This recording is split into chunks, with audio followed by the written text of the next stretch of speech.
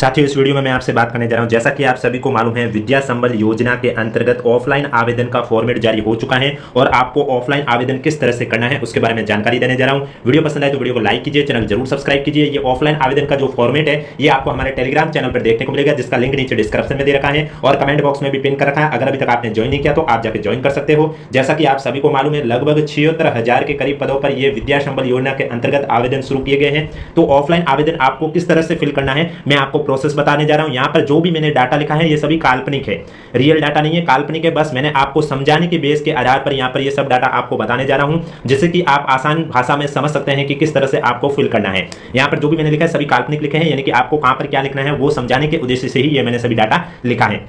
तो आप देख सकते हैं सबसे ऊपर लिखा हुआ विद्या संबल योजना के अंतर्गत आवेदन पत्र का प्रारूप, ये देख सकते हैं आपके सामने प्रारूप है। इसमें आपको किस तरह से लिखना है, सबसे पहले आवेदक का पूर्ण नाम लिखना है। जैसे कि आपको समझाने के लिए यहाँ मैंने लिख लिया रमेश, एक एग्जांपल दे दिया, तो आपका भी जो नाम है वो आपको लिखना है। अब आपको नाम उतना ही लिखना है जितना आपके कागज जो दस्तावेजों के अंदर है, 10th की 12th की मार्कशीटें हैं उनके अंदर जितना आपका नाम लिखा हुआ उतना ही आपको यहाँ पर नाम लिखना है। इसके बाद नेक्स्ट कॉलम आता है पद और कोष्टक में लिखा हुआ सेवानिवृत्त होने पर, यानी कि अगर कोई ऐसा है जो सेवानिवृत्त हो चुका है और वो इसके लिए आवेदन कर रहा है, तो वो जिस ड्यूटी से सेवानिवृत्त हुआ है उस ड्यूटी में आपका जो पद था वो आपको पद लिखना होगा।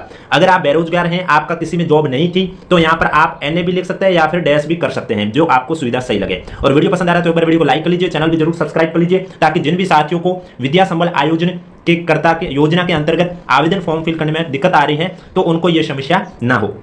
इसके बाद आपको यहाँ पर पिता का नाम लिखना है। जैसे कि आपको समझाने के लिए मैंने लिख लिया ऐसे ही रफली शिव कुमार, तो आपके भी डॉक्यूमेंट में जो आपके पिता का नाम है उतना ही आपको यहाँ पर नाम लिखना है। उसके बाद आपको माता का नाम लिखना है, जैसे कि मैंने आपको समझाने के लिए लिख लिया शांति देवी, तो इसलिए जो आपके डॉक्यूमेंट में आपकी माता का नाम है वो आपको यहाँ पर लिखना है। उसके बाद आपको डेट ऑफ बर्थ लिखनी है। जैसे कि आपको समझाने के लिए मैंने लिख लिया 12/1/2000, तो आपकी भी जो डेट ऑफ बर्थ है वो आपको डेट ऑफ बर्थ लिखनी है। इसके बाद यहाँ पर आपको अपने मोबाइल नंबर लिखना है। जैसे कि मैंने लिख लिया 1 2 3 4 5 6 7 8 9 9, तो इस तरह से आपको भी यहाँ अपने जो मोबाइल नंबर है वो लिखने हैं। यहाँ पर मैंने समझाने के लिए गिनती लिख ली है।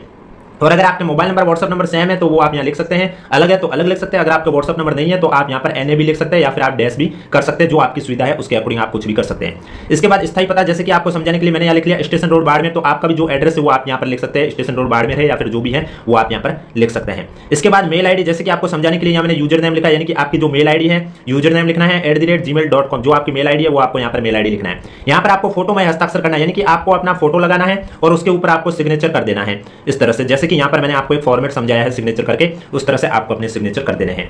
अब आपको शैक्षणिक योग्यता का विवरण देना है, आपके पास जो भी एजुकेशन क्वालिफिकेशन है वो आपको लिखना है। जैसे कि यहाँ पर सबसे पहले 10वीं लिखा हुआ है, तो 10वीं में यहाँ आगे लिखा हुआ बोर्ड और विश्वविद्यालय का नाम, तो आपने 10th कौन सी बोर्ड से की है। जैसे कि मैंने आपको समझाने के लिए लिख लिया BSER अजमेर से, तो आपकी भी जो बोर्ड है उस बोर्ड का नाम लिखना है। उसके बाद उत्तीर्ण वर्ष, यानी कि आपने 10th का पास किए, जैसे कि आपको समझाने के लिए मैंने लिख लिया 2010, तो आपने जब 10th पास किया वो उत्तीर्ण वर्ष लिखना है। आप 10th कौन से डिवीजन से पास हुए, first division, second division, third division, तो वो आपको अपने अकॉर्डिंग लिखना है। कुल प्राप्तांक और पूर्णांक, यानी कि 10th की मार्कशीट में जो आपके मार्क्स है वो टोटल कितने हैं और मार्क्स टोटल कितने में से है। जैसे कि आपको समझाने के लिए मैंने लिखा 600 में से 400, तो आपको भी जो मार्क्स जितने नंबर का पेपर था आपका 10th की मार्कशीट में देखिए और जितने नंबर आपने प्राप्त किए वो लिखने हैं और जितने परसेंटेज बने वो आगे कॉलम में आपको परसेंटेज लिखने हैं। इसके बाद नेक्स्ट कॉलम में आता है 12वीं, तो 12वीं में आपने 12वीं 12th कौन सी बोर्ड से की है। जैसे कि आपको यहाँ समझाने के लिए मैंने लिख लिया BSER अजमेर, तो आपने भी जिस बोर्ड से किया वो बोर्ड का नाम लिख लेना है। उसके बाद 12th आपने कब किए, जैसे कि मैंने लिख लिया 2012, तो आपने जब 12th पास किए वो उत्तीर्ण वर्ष लिखोगे। फर्स्ट डिवीजन से पास हुए तो आप फर्स्ट डिवीजन लिखोगे। कितने में से कितने प्राप्त किया आपने, जैसे कि मैंने लिख लिया 500 में से 300, तो आपकी भी 12th में टोटल मार्कशीट में देखिए कितने में से कितने आए वो आपको लिखने हैं और जितने परसेंटेज बने वो परसेंटेज लिख लेने हैं। जैसे कि यहाँ मैंने आपको समझाने के लिए 60% लिखे। यहाँ पर जो भी मैंने डाटा लिखा सभी काल्पनिक है, बस आपको समझाने के उद्देश्य से मैंने रफ कार्य किया है। इसके बाद आप देख सकते हैं स्नातक यानी ग्रेजुएशन, तो ग्रेजुएशन में आप देख सकते हैं जैसे कि मैंने आपको समझाने के लिए लिख लिया बोर्ड का नाम या विश्वविद्यालय यूनिवर्सिटी का नाम, जैसे मैंने लिख लिया है JNU जोधपुर। अब आपने ग्रेजुएशन अगर JNU से की, MDSU से की, RTU से की है, जिस बोर्ड या विश्वविद्यालय से की है उसका आपको नाम लिखना है। उसके बाद आपकी ग्रेजुएशन कंप्लीट कब हुई, उत्तीर्ण वर्ष आपको लिखना है। उसके बाद आपके ग्रेजुएशन में ओवरऑल कौन सा डिवीजन बना वो लिखना है, ग्रेजुएशन में कितने में से कितने नंबर आए वो लिखना है और यहाँ पर आपको परसेंटेज लिखना है, जैसे कि मैंने आपको समझाया। उसके बाद आता है अधिस्नातक, अगर आपके पोस्ट ग्रेजुएशन कर रखी है तो उसका भी उल्लेख आपको करना है कि आपने पोस्ट ग्रेजुएशन कौन सी यूनिवर्सिटी से की है। जैसे कि मैंने लिख लिया JNU जोधपुर। कब उत्तीर्ण की है, जैसे मैंने आपको समझाने के लिए 2020, तो आपने अगर पोस्ट ग्रेजुएशन कर रखी है तो आप लिख लीजिए कब की है, कौन सा डिवीजन बना, फर्स्ट डिवीजन। जैसे कि अब पोस्ट ग्रेजुएशन में अगर आपको CGPA मिले तो आप CGPA लिख सकते हैं, मार्क्स मिले तो आप मार्क्स लिख सकते हैं, CGPA मिले तो उसको परसेंटेज में कन्वर्ट करके यहाँ परसेंटेज भी आपको लिखने होंगे। इसके बाद MPhil अगर आपने नहीं किया तो आप NA लिखो, कर रखी है तो उसका भी आपको जिक्र करना है, बोर्ड या विश्वविद्यालय के नाम, उत्तीर्ण वर्ष, कौन सी डिवीजन से पास हुए, कुल प्राप्तांक पूर्णांक कितने थे, परसेंटेज कितने बने। इसी तरह PhD अगर आपने कर रखी है तो आपको यहाँ पर लिखना होगा सभी बोर्ड विश्वविद्यालय उत्तीर्ण वर्ष श्रेणी कुल प्राप्तांक पूर्णांक परसेंटेज, और अगर नहीं कर रखी है तो आप NA लिख लीजिए या फिर डैश डैश डैश भी कर सकते हैं, जो आपको सीधा सही लगे। और वीडियो पसंद आ रहा है तो एक बार वीडियो को लाइक कर लीजिए, चैनल भी जरूर सब्सक्राइब कर लीजिए।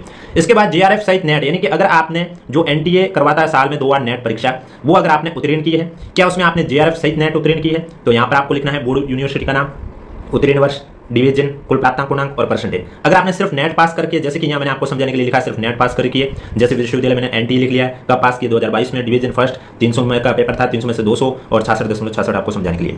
इसके बाद जो है जैसे कि राजस्थान में अभी सेट परीक्षा आयोजित हो रही है, अगर किसी ने पहले से सेट परीक्षा उत्तीर्ण कर रखी है, पिछली बार भी एक बार, इससे पहले भी एक बार हो चुका है, तो अगर वो आपने कर रखी है तो उसका उल्लेख कीजिए। अगर आप उत्तीर्ण नहीं है और आप सेट क्वालिफाई नहीं है तो आप NA लिख सकते हैं या फिर डैश डैश डैश कर सकते हैं। और उपयुक्त शैक्षणिक योग्यताओं से संबंधित अंक तालिकाओं की प्रति और प्रमाण पत्र संलग्न करें, यानी कि आपको ये सभी लेके जाने होंगे, यानी कि आपके शैक्षणिक योग्यता से रिलेटेड जितना भी आपने जिक्र ऊपर टेबल में कर रखा है, फिर चाहे वो आपने 10th का किया हो, 12th का किया हो, ग्रेजुएशन का कर रखा हो, पोस्ट ग्रेजुएशन का कर रखा हो, MPhil का कर रखा हो, PhD का कर रखा हो, JRF से नेट का कर रखा हो, नेट का कर रखा हो या सेट का, जिसका जिक्र आपने यहाँ पर किया है, उनकी अंक तालिकाएं और प्रमाण पत्र आपको ओरिजिनल और फोटोकॉपी सेट भी लेके जाने हैं।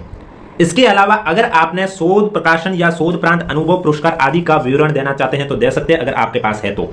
जैसे कि शोध प्रकाशन का विवरण में कोष्टक में दे रखा है, सहकर्मी द्वारा समीक्षित या UGC द्वारा सूचीबद्ध जर्नल में प्रकाशित शोध पत्र ही मान्य होंगे। अब देखो शोध पत्र कौन से मान्य होंगे, सहकर्मी द्वारा समीक्षित होना चाहिए या UGC द्वारा सूचीबद्ध जर्नल में प्रकाशित शोध पत्र ही मान्य होंगे, जिसमें लेखक या लेखकों का नाम, शोध पत्र का टाइटल, जर्नल का विवरण में प्रकाशन तिथि की सूची और शोध पत्रों की प्रतिलिपि संलग्न करें। तो आपको क्या क्या संलग्न करना है, अगर आपके पास कोई शोध प्रकाशन का विवरण है तो वो कौन सा मान्य होगा, या तो सहकर्मी द्वारा समीक्षित होना चाहिए या UGC द्वारा सूचीबद्ध जर्नल में प्रकाशित शोध पत्र ही मान्य होंगे, और जिसमें लेखक का नाम होना चाहिए, शोध पत्र का टाइटल होना चाहिए, जर्नल का विवरण में प्रकाशन तिथि की सूची और शोध पत्रों की प्रतिलिपि है, तब ठीक है, नहीं है तो कोई दिक्कत नहीं। इसके बाद है शिक्षण पोस्ट डॉक्टरल अनुभव का विवरण में प्रमाण, अगर आपके पास शिक्षण डॉक्टरल अनुभव है तो उसका आप प्रमाण पत्र दिखा सकते हैं। इसके अलावा अगर आपको कोई पुरस्कार मिला है, चाहे वो राष्ट्रीय अंतर्राष्ट्रीय स्तर पर प्राप्त किए गए पुरस्कार है, उसका विवरण आप प्रमाण पत्र सही दिखाएंगे, या अगर आपके पास राज्य स्तर पर कोई प्राप्त किया गया पुरस्कार का विवरण है, पुरस्कार का प्रमाण पत्र है, तो उसका भी विवरण आप दिखाएंगे। उसके बाद यहाँ पर आपको अपने सिग्नेचर कर देने हैं। फिर आता है शपथ, जिसमें लिखा हुआ है मैं शपथ पूर्वक बयान करता हूं। अब देखो मेल कैंडिडेट है तो वो करता है पर क्लिक करेंगे, फीमेल कैंडिडेट है तो वो करती हूं पर क्लिक करेंगे। ये उपयुक्त वर्णित सभी सूचनाएं मेरी जानकारी में सही और सत्य हैं। यदि इन सूचनाओं में किसी भी प्रकार की त्रुटि पाई जाती है तो मैं स्वयं इसके लिए उत्तरदायी होऊंगा या होंगी, जो भी है, मेल के लिए होऊंगा, फीमेल के लिए होंगी, और उसके बाद शपथ ग्रहीता के यहाँ सिग्नेचर हो जाएंगे। तो इस तरह से ये आवेदन पत्र का प्रारूप है, आपको फिल करना। अब किसी भी साथी को कोई भी डाउट है तो नीचे कमेंट बॉक्स पूछिए। वीडियो पसंद है तो वीडियो को लाइक कीजिए, चैनल जरूर सब्सक्राइब कीजिए। यहाँ पर आपको अपनी फोटो लगा देनी है, और इसके अलावा यहाँ पर जो भी मैंने आपको काल्पनिक डाटा दर्ज करके बताया है इसके अकॉर्डिंग आपको फिल करना है। वीडियो पसंद है तो वीडियो को लाइक कीजिए, चैनल जरूर सब्सक्राइब कीजिए, वीडियो को अधिक से अधिक शेयर कीजिए, ताकि जिन भी साथियों को फॉर्म फिल करने में दिक्कत आ रही है तो उनको अब ये दिक्कत नहीं आए। और ये प्रारूप आपको हमारे टेलीग्राम चैनल पर देखने को मिल जाएगा, जिसका लिंक नीचे डिस्क्रिप्शन में भी दे रखा है, कमेंट बॉक्स में भी पिन कर रखा है। अगर अभी तक आपने ज्वाइन नहीं किया तो आप जाकर ज्वाइन कर सकते हो। बाकी आपको इस यूट्यूब चैनल के माध्यम से राजस्थान की हर प्रतियोगिता परीक्षा से रिलेटेड कोई भी अपडेट होती है, चाहे वो RPSC आयोग द्वारा आ रही हो अपडेट, या RSSB बोर्ड द्वारा आ रही हो, या हाईकोर्ट द्वारा आ रही हो, या फिर किसी भी अन्य विभाग द्वारा अपडेट आ रही हो, तो इस यूट्यूब चैनल के माध्यम से आपको जरूर सूचित किया जाता है। इसलिए चैनल सब्सक्राइब के साथ नोटिफिकेशन ऑन रखें, ताकि जब भी मैं नई लेटेस्ट अपडेट लेके आऊं सबसे पहले आपके पास पहुंचे।